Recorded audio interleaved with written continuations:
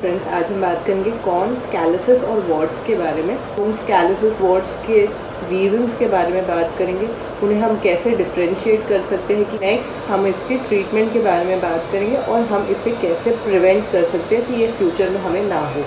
तो हमें कोई भी चीज़ पकड़ने के लिए या चलने के लिए भी हमें फ्रिक्शन की ज़रूरत होती है। ये फ्रिक्शन बहुत ज़्यादा बढ़ जाता है, बहुत ज़्यादा हमारी फ़िज़िकल एक्टिविटी हो जाती है, चलने फिरने की, दौड़ने की या फिर किसी चीज़ को होल्ड करने की। जैसे कि कंटिन्यूस जो गाड़ी चलाते हैं, ड्राइवर्स होते हैं, उन सब में फ्रिक्शन की वजह से एक रिएक्शन होता है स्किन के ऊपर, जिसे कहते हैं हाइपर केराटोसिस। यानी कि स्किन एक प्रोटेक्टिव मैकेनिज्म में अपनी जो थिकनेस है, जो स्किन का ऊपरी लेयर है, उसकी जो थिकनेस है वो बढ़ती जाती है, जो कि और वो जो बढ़ा हुआ जो पार्ट है उससे वो बहुत ज़्यादा हार्ड होता है। ये जो हार्ड पार्ट है उसे हम कैलस कहते हैं। अगर ये जो हार्ड पार्ट जो बहुत बड़ा एरिया नहीं है, बहुत छोटा सा है, कणी जैसा है, तो उसे हम कॉन कहते हैं। कॉन। सो ये तो हो गया कॉन्स और कैलस में डिफरेंस। कॉन का जो सेंटर होता है वो येलो ओपेक कलर का होता है और जो कैलस होता है वो वाइड होता है, वो कणी नहीं होती, वाइड एरिया होता है। पैर में भी जैसे साइड का एरिया या हील एरिया बहुत ज़्यादा हार्ड हो जाता है, तो उसे हम कहते हैं कैलस। कैलस एक डिफ्यूज थिकनिंग होता है, बड़ा एरिया होता है जिसमें कि स्किन हार्ड हो जाती है, और कॉन छोटा सा एरिया होता है।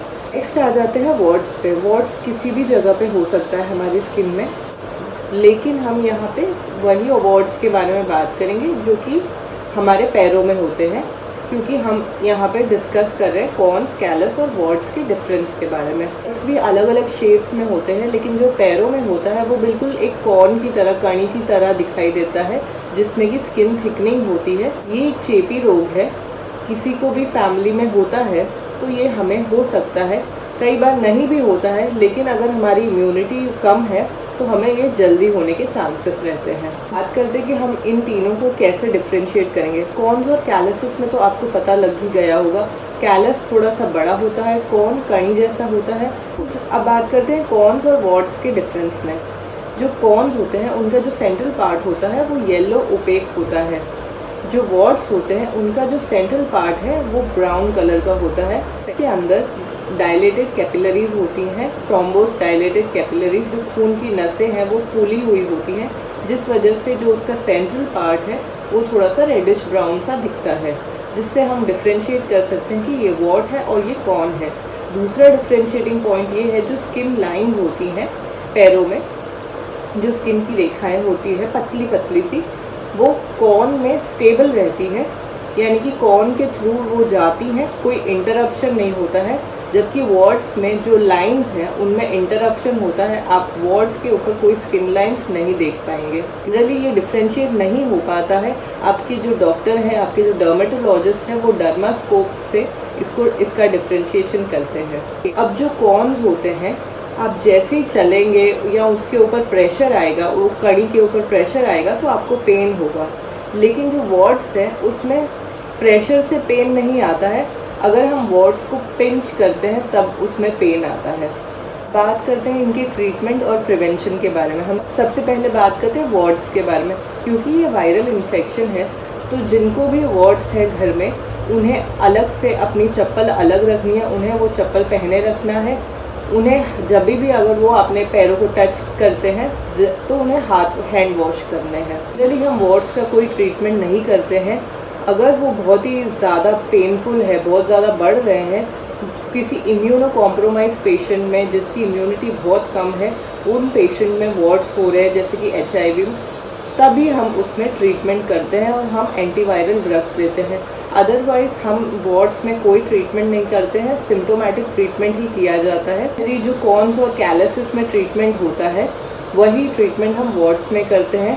पैरों को गर्म पानी में रख के थोड़ा बहुत जब वो एरिया सॉफ्ट हो जाता है, कणी सॉफ्ट हो जाती है, तब उसमें सैलिसिलिक एसिड का सोल्यूशन लगाते हैं और उसे पूरी रात रखते हैं। उसके बाद मॉर्निंग में उसे स्क्रैप ऑफ कर देते हैं, अगेन गर्म पानी में रख के। Salicylic acid first line of therapy है कॉन्स, वॉर्ट्स के लिए। इससे ये केराटोलाइटिक होता है, यानी कि जो भी हाइपर केराटोसिस है स्किन की जो थिकनेस बढ़ गई है उसे ये कम करता है। सैलिसिलिक एसिड के ट्रीटमेंट से ये एक डिसएडवांटेज है कि कई बार हफ्ते महीने बहुत ज़्यादा टाइम लग जाता है कॉर्न्स और वॉर्ड्स के ट्रीटमेंट के लिए। ये हमें रेगुलरली यूज़ करना पड़ता है ऑलमोस्ट एवरीडे रिजल्ट्स आने के लिए। और आपको बहुत ज़्यादा घसना भी नहीं है पैर को, डेली आपको थोड़ा थोड़ा ही घसना है, बहुत ज़्यादा नहीं घसना है कि एक खून निकल आए। कई बार हम कैलसिस का कोई ट्रीटमेंट ही नहीं करते, ये जनरली एथलेट्स में होता है या अगर आप पुअर फिटिंग शूज़ पहनते हैं तब ये होता है। तो आपको जो शूज़ है उसका नाप बदलना है, आपको हो सके तो थिक सॉक्स पहनने हैं, अगर हाथों में होता है तो आप ग्लव्स यूज़ कर सकते हैं। तो वजह से फ्रिक्शन हो रहा है या जो चीज़ जिसने कैलस बनाया है वो एक्टिविटी को आप अवॉइड कर सकते हैं। लेकिन अगर आप एथलेट है या ये आपका रोज़ का काम है तो आप ग्लव्स या सॉक्स पहन सकते हैं। ऑल्सो अगर कैलस आपको पेन नहीं करता है तो इसका कोई इलाज हम नहीं करते हैं। ये तो हो गई फर्स्ट लाइन ऑफ थेरेपी जो कि है सैलिसिलिक एसिड सोल्यूशन। अब अगर कॉर्न्स और वॉर्ड्स जो बहुत पेनफुल है उससे भी ठीक नहीं हो पा रहे हैं तो आप सेकेंड लाइन ऑफ थेरेपी में जा सकते हैं जो कि है क्रायोथेरेपी। उसमें बहुत ज़्यादा एक्सट्रीम कोल्ड कर दिया जाता है टिश्यू को और उसको फिर निकाल दिया जाता है। इसके अलावा बहुत सारे सोल्यूशंस यूज़ किए जाते हैं जैसे सिल्वर नाइट्रेट वगैरह, वो जो एक्स्ट्रा टिश्यू है, पेनफुल टिश्यू है, उसे जलाने के लिए। लेज़र्स, रेडियो फ्रीक्वेंसी एब्लेशंस भी किए जाते हैं। उसके अलावा सर्जरी भी एक ऑप्शन है, लेकिन सर्जरी रिकमेंडेड नहीं है क्योंकि सर्जरी के बाद जो स्कार बन जाता है उस वजह से आपको फ्यूचर में चलने में दिक्कत आ सकती है। इसके अलावा अगर आपको वॉर्ड्स हैं तो आपकी इम्यूनिटी बढ़ाने के लिए कई बार आपको जिंक सप्लीमेंट्स भी दिए जाएंगे। इम्यूनोमॉड्यूलेटिंग ड्रग्स जैसे कि लीवामेसोल वगैरह भी दिए जा सकते हैं।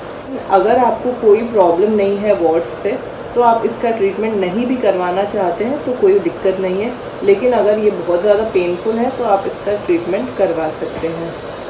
ट्रीटमेंट करवाने के बाद भी ऐसी कोई गारंटी नहीं रहती है कि वॉर्ड्स आपके बिल्कुल ठीक हो जाएंगे। इन्हें 6 हफ्ते से 6 महीने भी लग जाते हैं। और अब बात करते हैं कॉर्न्स और कैलसिस के बारे में, जिनका सेम यही ट्रीटमेंट है, सैलिसिलिक एसिड सोल्यूशन। आप क्रायोथेरेपी भी करवा सकते हैं। अगर कॉर्न बहुत ज़्यादा पेनफुल है तो उनके अंदर ट्राइमसिनोलॉन इंजेक्शन, सिलिकॉन फ्लूइड्स वगैरह भी डाले जाते हैं पेन को रिलीव करने के लिए, कुशनिंग इफ़ेक्ट के लिए। जो कॉर्न्स हैं वो बिल्कुल ठीक नहीं हो रहे हैं, बहुत पेन हो रहा है, तो उनके अंदर जो हड्डी निकली हुई होती है, कई बार बोनी एग्जॉस्टोसिस कहते हैं, उसे हम थोड़ा घसने की एडवाइस देते हैं। So at the end of the day जो कॉर्न्स, कैलस, वॉर्ड्स हैं उन्हें हमें प्रिवेंट करना है। जितना हो सके आप अपने पैरों को मॉइस्चराइज रखिए। मॉइस्चराइजेशन बहुत ज़्यादा ज़रूरी है। इस बात से याद आया कि मुझे अब हैंड क्रीम लगानी है। इन दिनों हैंड क्रीम्स का बहुत ज़्यादा इम्पोर्टेंस आ गया है। बार बार हम हैंड वॉश कर रहे हैं, बार बार सैनिटाइज़ कर रहे हैं अपने हाथों को, तो हाथ बिल्कुल ड्राई हो जा रहे हैं। तो हैंड क्रीम भी लगाना बहुत ज़रूरी है। सो आई होप आपको ये वीडियो हेल्पफुल लगा। Thank you for watching. Please subscribe and share.